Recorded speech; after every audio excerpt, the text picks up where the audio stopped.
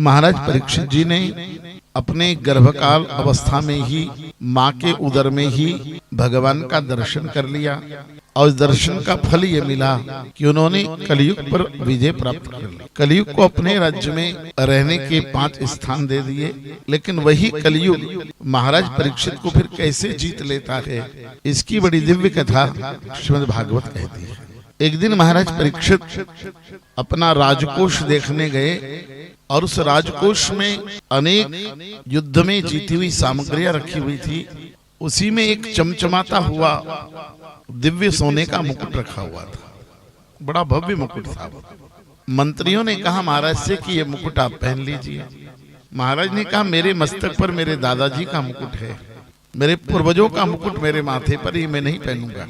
बोले नहीं महाराज, ये मुकुट बहुत सुंदर है, बड़ा भी है, आपके मस्तक पर ये बहुत शोभायमान होगा। और मंत्रियों ने परामर्श किया तो महाराज परीक्षित ने वो मुकुट उतारकर, अपना मुकुट उतारकर वो मुकुट धारण कर लिया। और उस मुकुट को धारण करते ही महाराज परीक्षित के शरीर में कलयुग प्रवेश कर गया, क्योंकि वो जो मुकुट था वो पापी जरासंध का मुकुट था। उस अनाचारी दुराचारी का मुकुट पहनते ही परम वैष्णव परम भगवत भक्त गर्भकाल में भगवत दर्शन करने वाला वैष्णव के जीवन में कलयुग प्रवेश कर गया। महाराज परीक्षित ने कहा जल्दी से घोड़ा लाओ, ये धनुष रखा ये हमें दो, ये तरकश हमारी पीठ पर बांधो, हम शिकार खेलने जाएंगे। सारे मंत्री आश्चर्य में थे कि जिन महाराज ने आज तक कभी चींटी को नहीं मरने दिया, पक्षियों को दाना डालते हैं, मछलियों को आटा डालते हैं, जो जीव मात्र की रक्षा करते हैं, ऐसे महाराज के मन में आज अचानक ये शिकार खेलने की बात कहां से आ गई।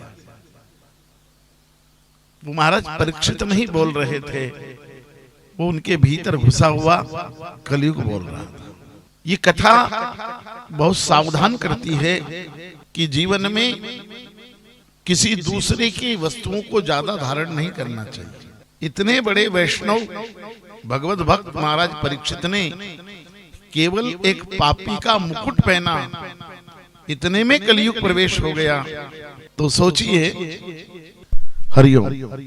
तो जीवन में दूसरों की सामग्री का उपयोग नहीं करना चाहिए, चाहे साफा हो, पगड़ी हो, जूते चप्पल हो, कपड़े हो, गहने हो, कुछ भी दूसरे का मत पहनिएगा। मिले तो किसी संत की प्रसादी, महात्मा की प्रसादी मिले तो बात अलग है, बाकी तो औरों के कपड़े जूते चप्पल। अब हमको प्राय ये अभ्यास होता है कि अपने जूते कौन गीले करे, दूसरे की चप्पल पड़ी है फंसा के चल देते कहीं भी।